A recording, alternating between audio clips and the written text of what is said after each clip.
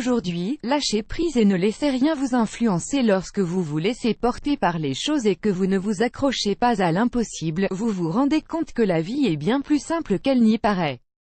Profitez du moment, pendant une journée seulement, laissez-vous porter, laissez les mauvaises choses couler et soyez uniquement réceptif aux bonnes choses. Si vous n'avez pas encore mis en marche cette stratégie d'épanouissement personnel, nous vous proposons de commencer dès que possible. Le flow est un état mental qui peut améliorer notre qualité de vie et qui nous permet de mieux canaliser notre énergie pour être plus productif. Il est possible que vous ayez déjà entendu le mot « lâcher prise » et ses dérivés. Beaucoup de gens lui attribuent des caractéristiques spirituelles et abstraites, mais il comprend pourtant une base psychologique et scientifique bien établie.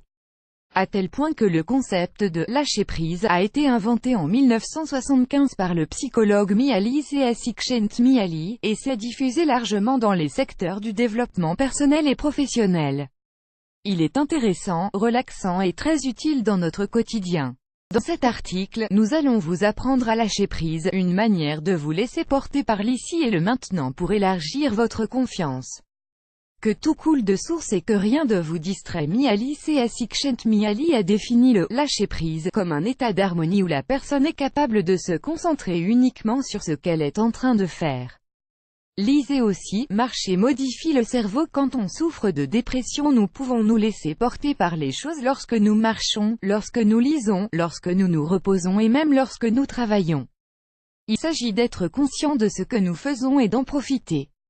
Le psychologue nous explique que beaucoup d'entre nous mettons en pratique ce que l'on appelle l'esprit erratique.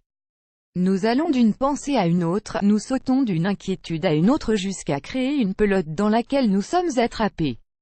Petit à petit, la frustration apparaît, ainsi que le malheur car notre pensée tombe dans les abîmes complexes du « si j'avais »,« si les autres faisaient »,« si je pouvais ». Ce type de pensée empêche le lâcher-prise. Elle nous affaire, elle nous stoppe dans la frustration et le mal-être. Ce que nous générons, c'est de l'énergie négative. Lâcher prise, ce n'est pas fuir, c'est être présent pour que tout coule de source. Nous devons être conscients que qui fuit ne résout rien. Lâcher prise, c'est laisser partir ce qui ne nous sert pas pour avancer, mais il faut aussi être courageux pour affronter ce qui nous fait du mal lors de ces moments.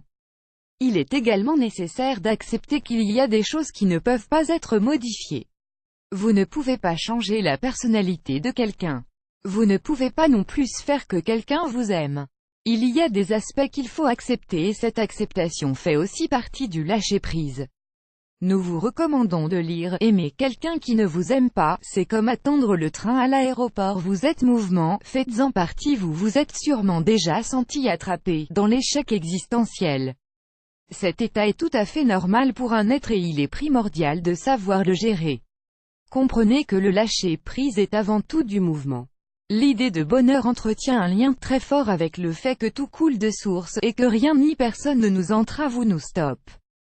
Pour mieux comprendre cette idée, nous vous donnons un exemple. Aujourd'hui, vous n'avez pas de travail et vous vivez une relation affective très compliquée. Vous savez que dans la ville dans laquelle vous êtes, il n'y a pas d'opportunité professionnelle, alors vous vous décidez à tourner la page.